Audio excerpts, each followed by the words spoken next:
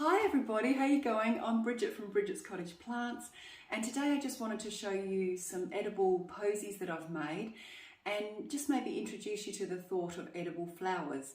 So there's a lot of versatility with the flowers that I'm growing in my garden because the plants and herbs are really great in floral arranging, but they make a beautiful tasty treat in either like a salad. You can cook it in with your omelettes, you can add it to desserts, cheese platters it's amazing with. So there's so many ways that you can use edible flowers. Also you can make drinks from them. I'm not here to tell you about what to do with them. I'm just going to tell you which flowers are actually edible. So if you're interested in watching this, then stay tuned. Thanks very much. Okay, let's get talking about edible flowers.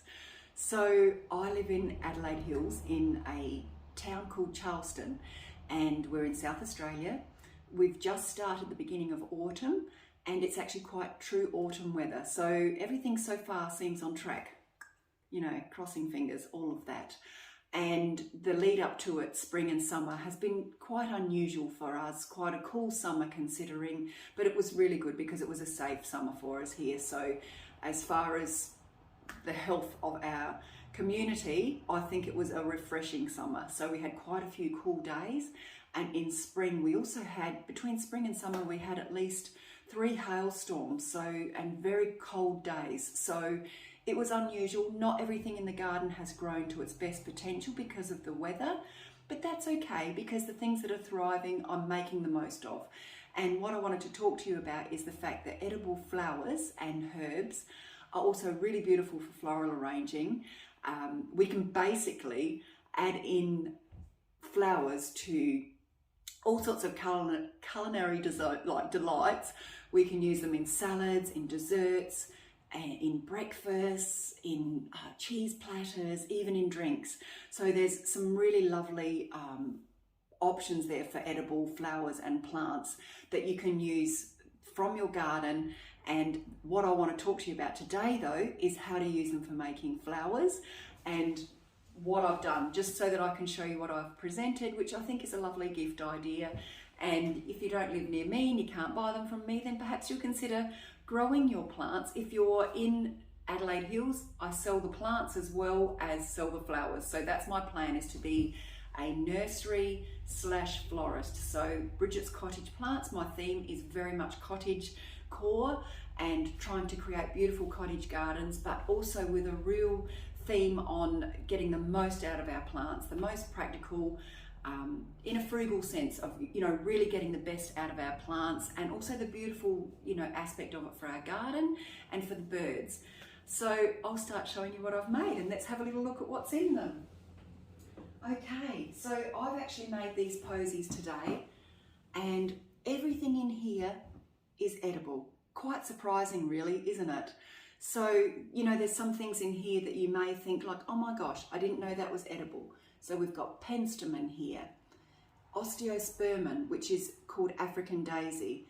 There's sage, and sage flowers, when they come out, they're edible as well. This one here is a daylily. So daylilies are completely edible, and for me they taste like a steak sandwich. I know that's really random, but it was that taste of the oniony meat taste that it actually sort of stayed in my mouth quite a long time. So it's quite a pungent flavour, although not offensive. Really good if you were to have it with, you know, steak and salad. You could just definitely sprinkle some of that in your salad, but it does tend to repeat a little bit like onions. So really surprising, but it was actually quite enjoyable to eat. This is fennel, and fennel is a real licorice flavour in it, which is really delicious. For me, I find it really nice, like the tiniest little amount of flowers gives you quite a lovely sprinkle through salads, cooking. It's a really lovely condiment. So, you know, you can use the fennel right through the seeds, the flowers, and even the leaves. So it's actually, this is wild fennel. This isn't Florence fennel. Here I've got chocolate mint. So any type of mint, you can actually use the leaves, but you can also use the flowers as well. I'll be back in one moment. So the, yeah, fennel is a really good one. Laura's trying to get in the back door. What have we talked about? We've got sage. Oh, here we've got chicory, which is closed up right now, but this is a beautiful, beautiful, bright, vibrant blue colour. And chicory, the root is actually a coffee alternative. So I've put that one in there because I think that that's really fun and pretty. Then we come across to, we've got parsley seed here. So the parsley has gone to seed, it's bolted, and the seeds are actually really nice. They taste lovely. They add a really nice pop to a fresh, you could put them in muffins or with an omelette. It's lovely. It's really nice. Fuchsias, don't know if you know this, but fuchsias are edible as well, and they look so pretty. They don't last a real long time in a vase, but my aim for this is to basically get the vase given to people and then let them entertain themselves. Let them make up a lovely platter that's cheerful and fun, and it engages the family in trying different things with food. This one here is a carnation, dianthus, lovely, just lovely. This one here is a chilia or achillea. Then we got a little sneaky calendula in there. Calendulas are really quite refreshing. I actually try and eat a calendula a day if I can. They taste a little bit like a lettuce, and the younger they are, with most of these, the younger they are, the more sweeter or gentle the flavours, and they just, yeah, they're very moreish for me. I've used them in omelettes, in with my cooked eggs, and as a garnish. I've dried them and used them in salts. They're really lovely. So the petals, everything, the leaves, everything. It's got a bit of a lettuce flavour. Here's another, so there's a calendula there. This is oregano or oregano. So the flowers, again, they're bringing in the hue of the flavour of the herb. So you're getting the leaves, but don't forget you can also use the flowers. I made a pizza the other day and I put the flowers on and it was just lovely. Here we've got the chocolate mint again, which is just, yeah, that smells amazing. But any kind of mints, you can use the leaves as well as the flowers, and they have a real vibrancy. They really do bring a pop of colour, and they're lovely. Like you put a sprig of that in a ginger beer, for example. That's really nice. Here we've got sage, and I think I've pretty much turned that one around. So there's that one. Oops, bang money on the table. And I just think I'll just show you these, and then I'll just show you a couple of the plants. Oh, so this one here is borage.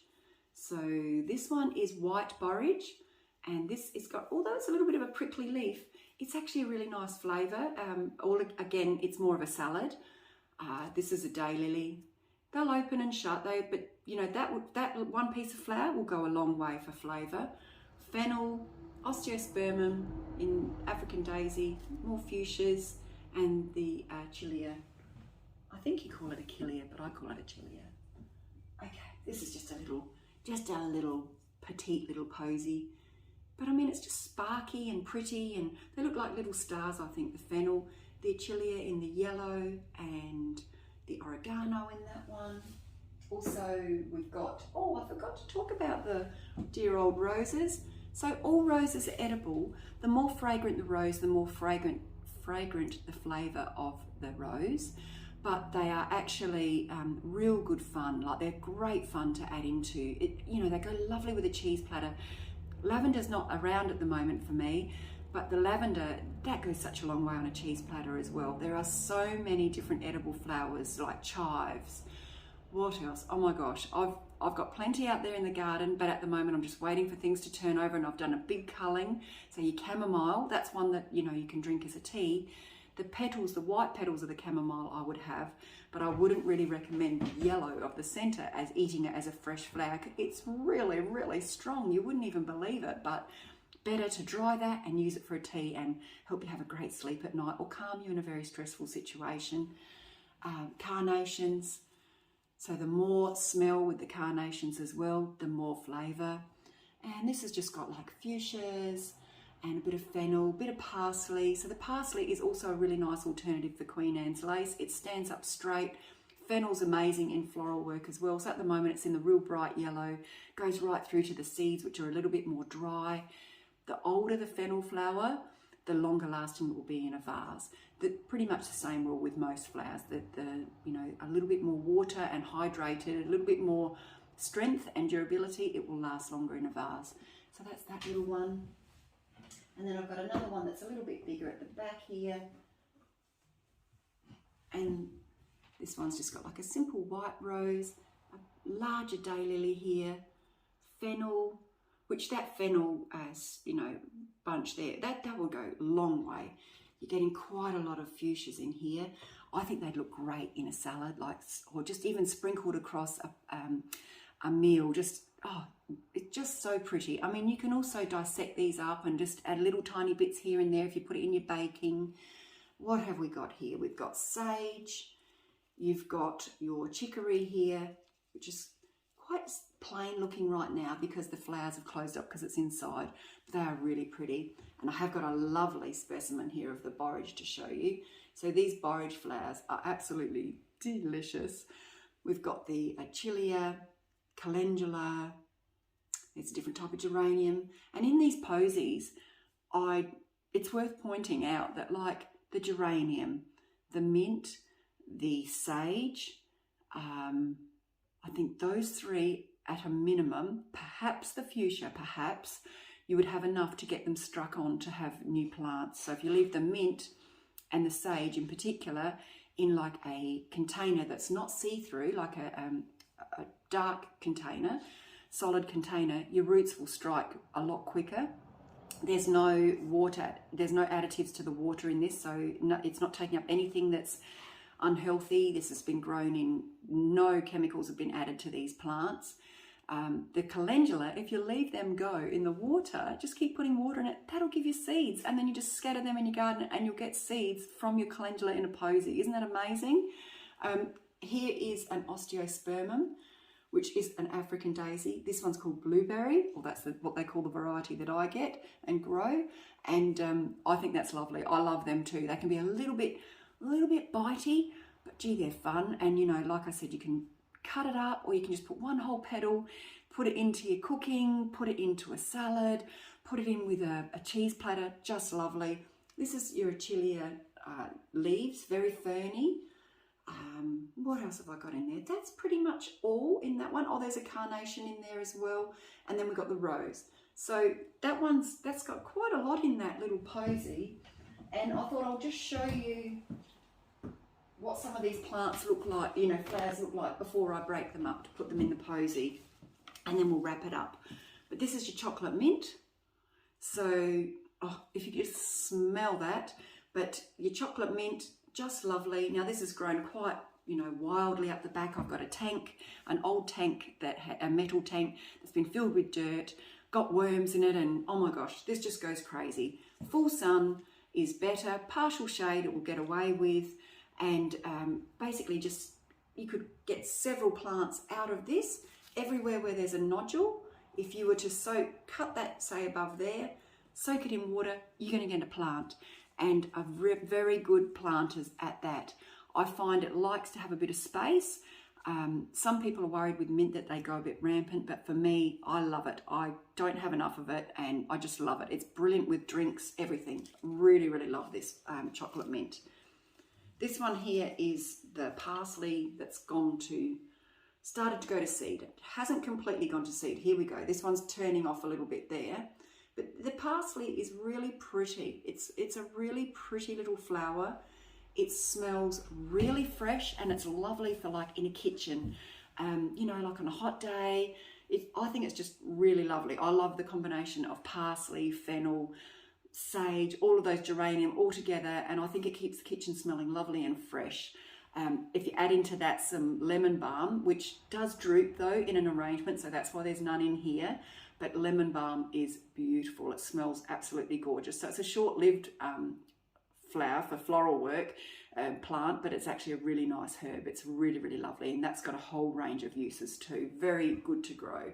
So this is your parsley, which has gone panic, let's get some seeds up. So I didn't really get much parsley out of that. This one here is the oregano, and it's a really nice pop of greenery in your florals, but it's also a really delicious herb. And then the flowers are just so pretty. Like, they're really pretty. They're really, really pretty. So I find that real soft filler plant, and it's not an overpowering smell. It's sweet. It's very sweet. Okay, here's another penstemon that I've got from the garden, and that one there, it's completely edible. I mean, it's completely edible.